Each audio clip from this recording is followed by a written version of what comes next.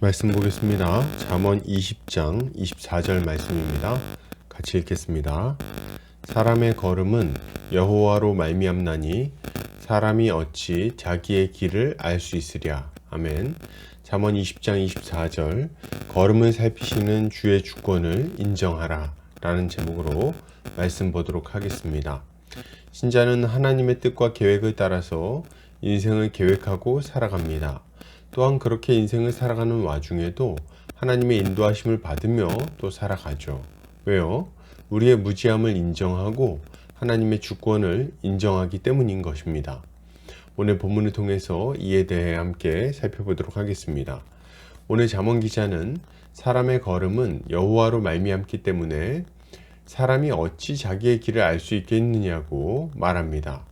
이것을 타번역본에서는 사람의 걸음은 여호와께서 인도하시니 사람이 어떻게 자기 길을 알 수 있겠는가 라고 번역합니다.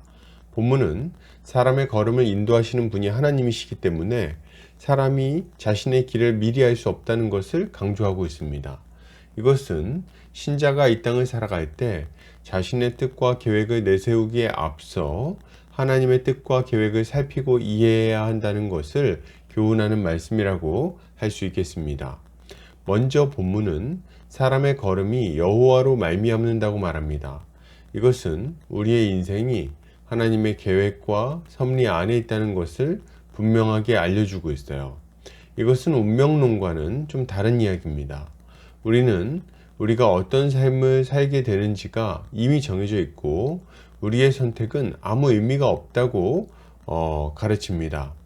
그냥 좋은 일이든 안 좋은 일이든 운명은 우리의 선택과 관계없이 일어날 일은 일어난다고 가르치는 거죠.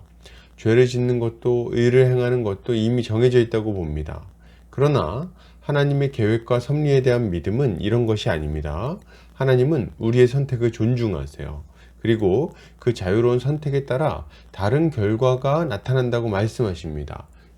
새로운 일들이 이루어지도록 하시는 거예요. 재앙을 당하게 하기도 하시고 충만한 복을 누리도록 하기도 하시죠.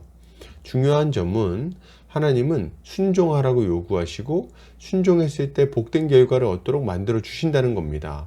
어쩔 수 없이 막 고통스러운 결과가 오는 게 아니에요. 우리는 그런 의미에서 우리의 걸음이 여호와께로 말미암는다는 것을 생각해야 하는 것입니다. 이어서 본문은 사람이 어찌 자기의 길을 알 수 있겠느냐고 반문합니다. 이것은 사람이 자신의 길을 알 수 없다는 말을 하는 거죠. 우리는 우리의 걸음이, 우리의 길이 우리에게서 비롯된다고 생각할 때가 많습니다. 우리가 계획한 대로 우리의 인생이 흘러갈 것이라고 생각한다는 거죠. 그러나 인생을 돌아보면 그렇지 않다는 것을 금방 알게 될 겁니다. 치밀하게 이 일 저 일을 계획하더라도 예기치 못했던 일들 때문에 계획이 틀어지는 것을 우리는 많이 경험하게 되는 거죠. 우리는 이것을 생각할 때 겸손하지 않을 수 없습니다. 5분 후의 일도 알지 못하는 인생들이 모든 것을 아는 것처럼 행동하지 않아야 한다는 거예요. 물론 이것은 우리가 어떤 계획도 준비도 없이 살아야 된다는 말은 아닙니다. 우리가 우리에게 주어진 사명을 잘 감당하기 위해서는 마땅히 계획하는 것이 필요하겠죠. 그러면 뭡니까? 계획하는 것이 문제가 아니라 우리의 인생이 우리에게 달려 있어서 우리 마음대로 주관할 수 있다고 생각하는 것이 문제인 것입니다. 성경은 이런 교만한 생각에 대해서 정죄하고 있어요. 우리 주님은 어리석은 부자의 예를 들면서 그가 곡간을 짓고 여러 해 동안 먹을 것을 많이 쌓아두었으니 평안하게 쉬고 먹고 마시자고 말하는 것에 대해서 우리 주님이 평가하는 것을 이야기합니다. 주님은 그가 어리석다고 말씀하시면서 하나님께서 그 밤에 그 영혼을 도로 찾으시면 그가 준비한 것이 무슨 의미가 있겠냐고 물으시죠. 주의 형제 야고보도 이와 비슷한 이야기를 합니다. 그는 어떤 장사하는 사람들이 어떤 도시에 가서 1년간 머무르며 이익을 보겠다고 말하는 것을 어리석다고 말합니다. 왜요? 우리는 내일 일을 알지 못하기 때문이에요. 그는 우리가 잠깐 보이다가 없어지는 안개와 같은 자들임을 상기시키면서 주님의 뜻을 구해야 한다고 말합니다. 결국 우리의 모든 계획은 하나님의 손 안에 있다는 것을 알려주고 있는 거죠. 그런데 어리석게도 많은 사람들이 이것을 생각하지 못하고 자신의 꿈과 계획을 따라 인생을 살아갑니다. 이들은 마치 자신의 모든 삶이 자신의 계획한 대로 이루어질 것처럼 생각하고 행동해요. 문제는 뭡니까? 이런 교만한 마음 때문에 하나님의 뜻과 계획을 무시하고 자신의 뜻과 계획을 관철시키려고 할 때가 많다는 것입니다. 이것이 문제예요. 이들은 자신이 생각하기에 가장 좋은 것을 얻기 위해 혹은 자신이 생각하기에 가장 가치 있는 인생을 살기 위해서 하나님의 뜻과 계획을 무시합니다. 자신의 계획을 관철시키기 위해서 주의 명령을 어기기까지 한다는 거예요. 이들은 하나님의 주권 아래 있는 것을 자신의 것인 양 자랑하기도 합니다.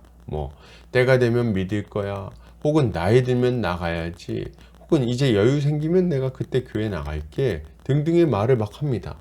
아니, 하나님이 언제 부르실 줄 알고 그렇게 천하태평입니까? 내일의 인생이 우리의 것입니까? 아니에요. 우리는 내일의 일은 오롯이 주님 손에 달려있다는 것을 기억해야 하는 것입니다. 그러므로 여러분, 이것을 생각할 때 우리는 어떤 모습을 가져야 될까요? 우리는 우리의 인생을 계획하면서도 하나님의 뜻과 계획에 순종할 준비를 해야 되겠습니다. 가장 중요한 것은 우리의 뜻과 계획이 하나님의 뜻과 계획을 넘어서지 않는 거예요. 세상 성공을 꿈꾸면서 주의 명령을 어기는 어리석은 모습을 조심해야 됩니다. 돈 몇 푼 더 벌려고 주님의 명령을 어긴다면 그의 계획이 선하게 이루어지겠습니까? 계획대로 된다 한들 좋은 결과를 이루지 못할 것입니다. 또한 우리는 현재 우리의 인생 중에서 하나님의 인도하심이 무엇인지를 예민하게 살펴야 되겠어요. 하나님의 크신 계획이야 이미 정해져 있지 않겠습니까? 우리는 하나님의 뜻 안에서 계획하고 준비하고 실행하며 살아가는 거죠. 그러나 그럼에도 불구하고 우리의 인생이 우리의 계획대로 다 되는 것은 아닙니다. 생각과 다른 일들, 계획과 다른 일들이 일어날 수 있다는 거예요. 이럴 때 우리는 하나님의 뜻을 다시 한번 살피면서 주님의 인도하심에 보조를 맞추어서 걸어야 되겠습니다. 사도 바울을 보세요. 그는 2차 선교 여행에서 아시아의 복음을 전하고자 했습니다. 그런데 성령이 그것을 허락하지 않으시죠. 그래서 그는 계속해서 밀리다가 성령의 인도하심을 받아 마게도냐 지방으로 건너가게 됩니다. 이것은 바울의 계획이 아니었어요. 그러나 그럼에도 불구하고 그는 자신의 계획을 유연하게 수정해서 사명을 감당한 것입니다. 우리도 마찬가지예요. 우리의 계획은 절대적인 것이 아닙니다. 계획은 언제든지 틀어질 수 있는 거예요. 중요한 것은 하나님의 뜻이 이루어지는 것이지 우리의 계획이 성취되는 것이 아닙니다. 우리는 그저 주님의 인도하심에 예민하게 반응하며 순종의 길을 걸으면 되는 거죠. 이것이야말로 신자가 가져야 할 마땅한 모습이라고 할 수 있겠습니다. 결론을 드립니다. 여러분, 하나님의 주권을 인정합시다. 하나님의 뜻과 계획을 분별하고 주님께 순종합시다.